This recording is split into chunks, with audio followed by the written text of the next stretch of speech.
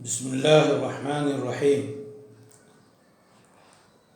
آج عنوان ہے صدقہ فطر۔ ہر آنگن میں خوشی کے پھول کھلاتا ہے۔ اللہ تعالیٰ نے رمضان المبارک کے روزوں کی تکمیل اور ان میں ہونے والی کوتاہیوں کے ازالے اور غریبوں کی خوشیوں میں شریک کرنے کے لیے صدقہ فطر واجب کیا۔ صدقہ فطر کی حکمت فقیروں، محتاجوں، غریبوں، پریشان حال لوگوں کی خبرگیری اور ان کی داد رسی ہے، اور انہیں عید جیسے مسرت کے دن دستے سوال دراز کرنے سے بچانا ہے، تاکہ یہ لوگ بھی امیروں مالداروں کے ساتھ خوشی خوشی عید منائیں، اور یہ عید ہر آنگن میں خوشی کے پھول کھلائے اور صدقہ دینے والا احسان و کرم، غمخواری و مواسات کی اعلیٰ صفت سے متصف ہوتا ہے۔ صدقہ فطر سے روزہ داروں کے روزوں میں رہ جانے والی کمیاں، لغزشیں دور ہو جاتی ہیں۔ صدقہ فطر روزوں کی تکمیل ہو جانے کے موقع پر ذریعہ اظہار مسرت ہے، نعمت کا نذرانہ ہے۔ سیدنا عبداللہ ابن عباس رضی اللہ عنہما فرماتے ہیں کہ رسول اکرم صلی اللہ علیہ وسلم کا ارشاد گرامی ہے، صدقہ فطر واجب کیا تاکہ روزہ دار کا روزہ لغو بیہودہ چیزوں سے پاک ہو سکے اور مسکینوں کی خوراک کا سامان ہو سکے۔ جس سے نماز سے پہلے ادا کیا تو وہ قبول ہوگا، اور جس نے نماز کے بعد ادا کیا تو اس کا شمار عام صدقے میں ہوگا۔ سنن ابو داؤد اور سنن ابن ماجہ میں یہ روایت موجود ہے۔ حضرت اکرمہ کہتے ہیں کہ عید کے دن پہلے صدقہ کیا جائے، چونکہ اللہ تعالیٰ کا فرمان ہے، قد افلح من تزکا وذکر اسم ربہ فصلی، یقیناً جس نے صدقہ فطر دیا وہ کامیاب ہوا۔ تزکا کی تفسیر یہ بھی ہے، اس آیت گرامی میں جو تزکا ہے اس کی ایک تفسیر یہ بھی ہے کہ اس سے مراد صدقہ فطر ہے، اور جمہور نے تزکا سے مراد تزکیہ نفس لیا ہے۔ حقیقت یہ ہے کہ صدقہ فطر بھی تزکیہ نفس کا حصہ ہے، اسی لیے عید الفطر کی نماز کچھ تاخیر سے ادا کرنی چاہیے تاکہ لوگ صدقہ فطر ادا کر سکیں۔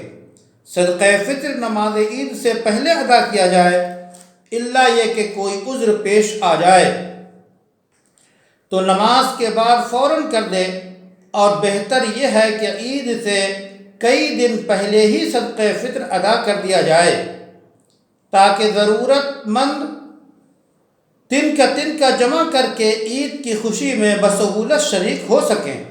ان کے بچوں کے لبوں پہ مسکراہٹ دینے والوں کے دلوں کو گدگدا سکے۔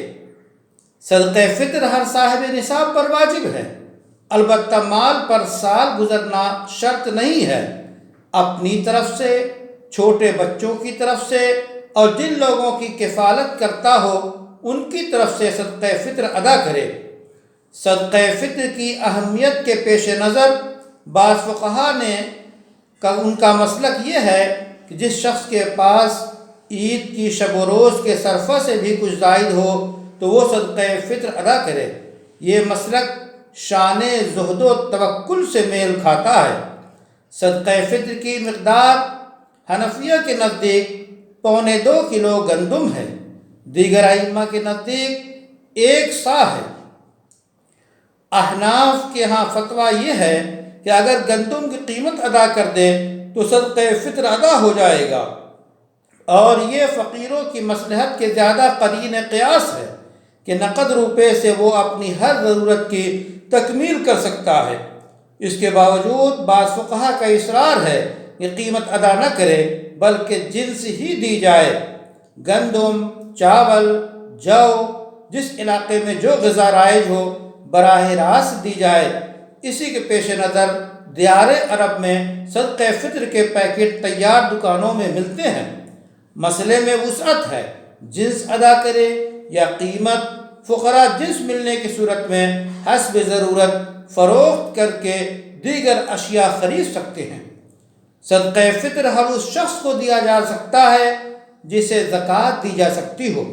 فقیر، مسکین وغیرہ مستحق ہیں۔ دینی مدارس میں پڑھنے والے نادار طلبہ بھی اس کے مستحق ہیں۔ البتہ مدارس کے ذمہ داروں کی ذمہ داری ہے کہ وہ صدقہ فطر کی مد میں جو رقم یا جنس ملے اسے عید کے دن کی ضروریات میں طلبہ پر خرچ کر دیں تاکہ صدقہ فطر کا مقصد پورا ہو سکے۔ صدقہ فطر کی مقدار ایک ہی مستحق فرد کو بھی دے سکتے ہیں اور چند میں تقسیم بھی کر سکتے ہیں، اور ہر ایک فرد کو کئی صدقہ فطر بھی دے سکتے ہیں۔ صدقہ فطر رمضان کے مکمل ہونے، عید کے آنے کی خوشی کا صدقہ ہے۔ عید کا دن اللہ تعالیٰ کی طرف سے تمام مسلمانوں کی مہمان نوازی کا دن ہے۔ ہر شخص اللہ کا مہمان ہے۔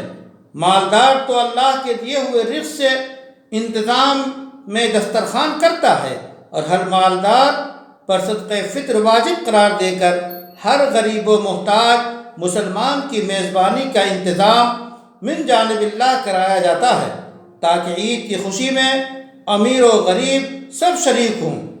مالداروں کو چاہیے کہ وہ اپنے رشتہ داروں، پڑوسیوں کو عید کی خوشی میں شریک کرنا اپنی سعادت سمجھیں۔ صدقہ فطر کی ادائیگی کے بعد بھی ان لوگوں کی ضرورت پوری نہ ہو تو رشتہ داری و پڑوسی کے حق کی ادائیگی کے لیے نفلی صدقات سے پوری کر لے تاکہ اللہ کے اجر کے مستحق ہوں، اور عید کی خوشی اور عید کی خوشبو ہر گھر سے مہکے۔ خاص طور پہ جب ملک میں لاک ڈاؤن ہے اور بے شمار لوگ بے روزگار ہیں، ایسے میں صدقہ فطر اولی فرصت میں مستحقین تک پہنچایا جائے، اور سب سے افضل یہ ہے کہ جو لوگ جہاں رہتے ہیں وہ وہیں کے غریبوں اور مسکینوں کی ضروریات کی تکمیل صدقہ فطر کے ذریعہ کریں تو یہ سب سے بہتر ہے۔